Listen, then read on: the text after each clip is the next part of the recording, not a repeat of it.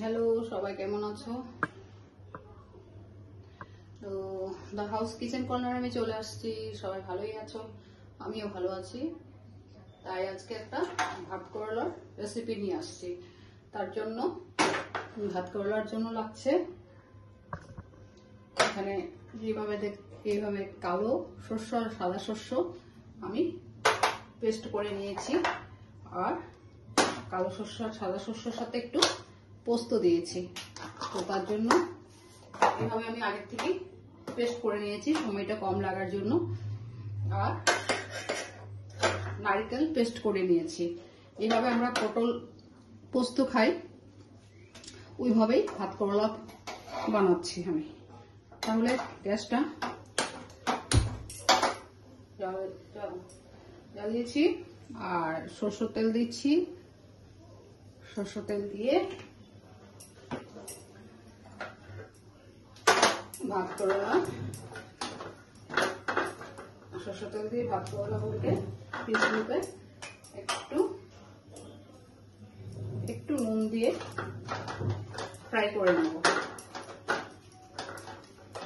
তাহলে আমার রেসিপি কেমন হচ্ছে অবশ্যই আমাকে লাইক কমেন্ট করে জানাবেন, সাবস্ক্রাইব করে দেবেন।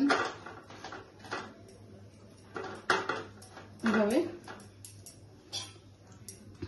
এখন আমি ভাত করলাগুলোকে ভাজবো।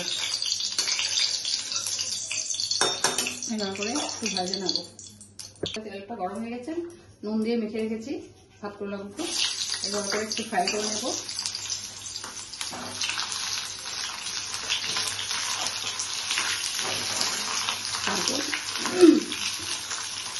এটা তো আরেকটা নাম আছে কারকল, তো ভাত করলা বলি আমরা আসামে। এইভাবে করে একটু ফ্রাই করে নিচ্ছি। কে কোথা থেকে দেখছো তার জন্য আমরা আসামে আমরা এটাকে ভাত করলেই বলি, অন্য জায়গায় অন্য স্টেটে কারকলও বলে। তাই আমরা এইভাবে একটু ফ্রাই করে নিচ্ছি। এইভাবে ফ্রাই করে নেব ভাতগুলো। এগুলোকে কারকলগুলোকে একটু লাল করে ভেজে নিচ্ছি, তাহলে খেতে আরো ভালো লাগবে। পটলকে তো আমরা এইভাবেই ভেজে নিচ্ছি, কাঁচা খেতে তো ভালো লাগবে না। সিদ্ধ খাওয়া যায়, কিন্তু বেশি কাঁচা হলে সবজিতে ভালো লাগবে না। তাই একটু কাঁচগুলোকে একটু লাল লাল করে ভেজে নিলাম।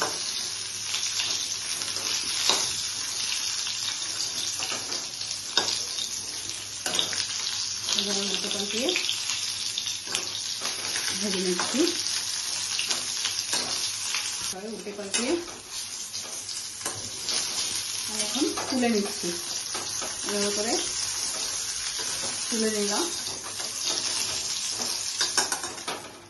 তুলে নিয়ে সেই তেলেই আবার আরো তেল দিচ্ছি, মিঠা তেল দিয়ে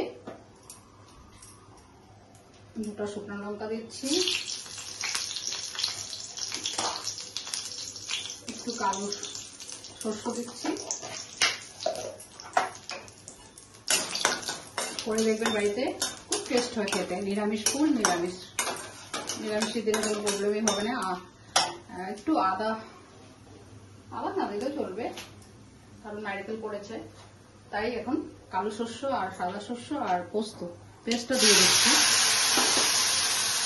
এখন নারকেল পেস্টটা দিচ্ছি। দেখুন এভাবে নারকেল পেস্টটা দিয়ে দিলাম।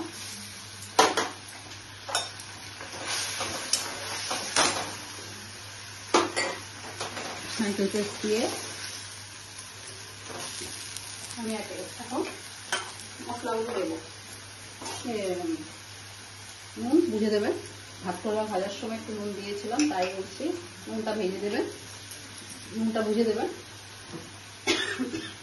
সরি, জিরার গুঁড়া দিচ্ছি,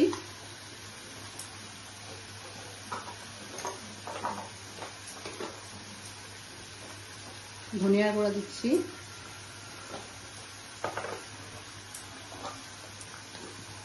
হলদির গুঁড়া দিচ্ছি,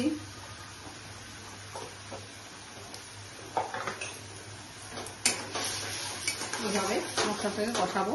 আর শস্য পোস্ত সব কষানো হয়ে গেছে, দেখুন কি সুন্দর তেলটা ছেড়ে দিয়েছে। এখন আমি ভাত করলাগুলো দিয়ে দিচ্ছি।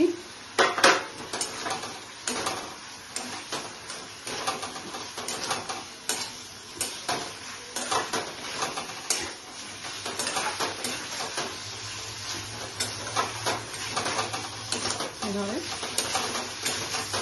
দিয়ে কষানো হয়ে গেছে।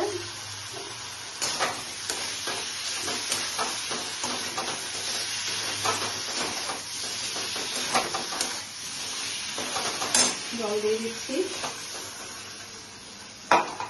জলটা বেশি করে দিতে হবে। ভাত করলাগুলো একটু, পটল তো নরম থাকে বেশি, ভাত করলা একটু হার্ড থাকে, শক্ত, তাই একটু টাইম নিয়ে এটাকে ঢেকে রাখতে হবে। 8 ঘন্টা রাখলেই হয়ে যাবে। ভাজার সময় তো একটু নরম হয়ে গেছে, তাই ঢাকনা দিয়ে ভেজেছি। দেখুন এইভাবে ঢাকনা দিয়ে রাখছি। 8 ঘন্টা পরে আমি দেখাচ্ছি। তাহলে দেখুন আমার ভাত করলা পোস্ত, শস্য পোস্ত হয়ে গেছে। ভাত করলা রেসিপিটা হয়ে গেছে। এখন নামিয়ে ফেলবো। তাহলে দেখুন খুব সুন্দর। আপনারা বাড়িতে অবশ্য করে আমাকে জানাবেন। খুব সুন্দর, যে গলে গেছে, বিচিটা বের হয়ে যাচ্ছে, খুব সুন্দর হয়েছে। তো না করলে বুঝতে পারবেন না। আপনারা বাড়িতে করে অবশ্যই আমাকে লাইক কমেন্ট করে জানাবেন। তাহলে আমি এখন নামিয়ে নিচ্ছি।